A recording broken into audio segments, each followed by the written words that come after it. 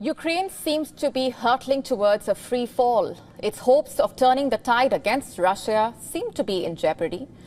The long talked about November peace summit is no longer happening. Let that sink in. This is a huge jolt for the Ukrainian president. It comes as the US is yet to make up its mind about letting Kyiv use long-range weapons inside Russia.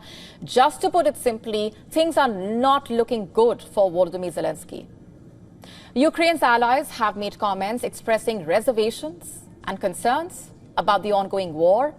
And to top that, Zelensky has had to cancel the November peace summit. As per reports, Daria Zarivna, senior presidential aide to the Ukrainian president Volodymyr Zelensky, told the media on Tuesday that the second peace summit will not take place in November.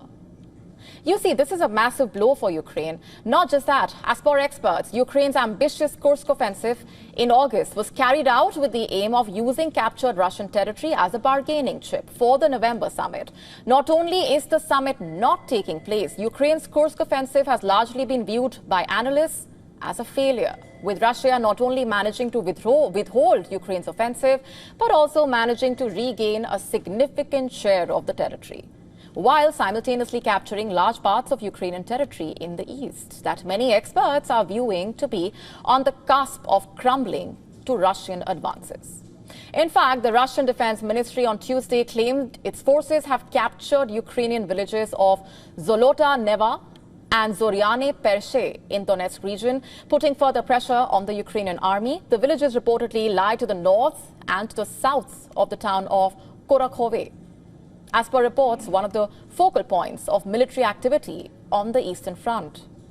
And on the other hand, Zelensky said that Ukraine is maintaining pressure against Russian troops in the Kursk region. Listen in.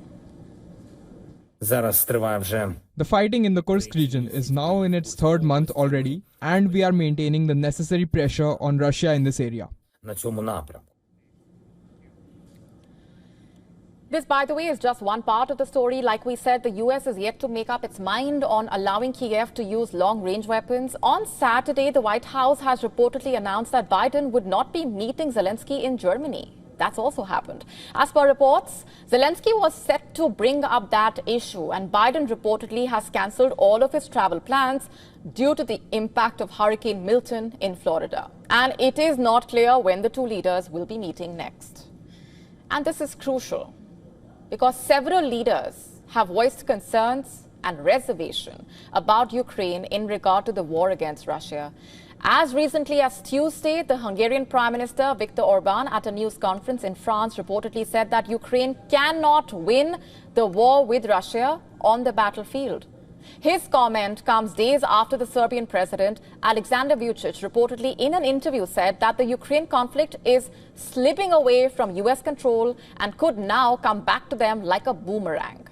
Serbia, although not a member of NATO, has expressed support for Ukraine in the ongoing war with Russia. In the past, even the United Nations 2 weeks ago said that it cannot afford to support Ukraine for the upcoming winter.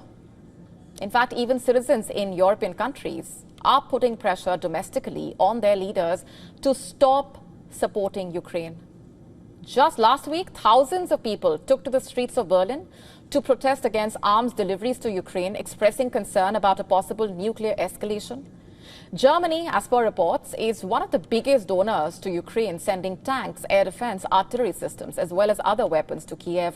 Even in France, there were similar such protests in Paris by citizens. Early this year, over French President Emmanuel Macron's proposal to send troops to Ukraine.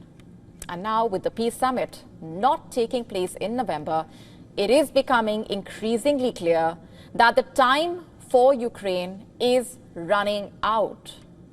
And the weeks and months ahead look extremely challenging for Volodymyr Zelensky. To stay up to speed with the latest news, download the WION app and subscribe to our YouTube channel.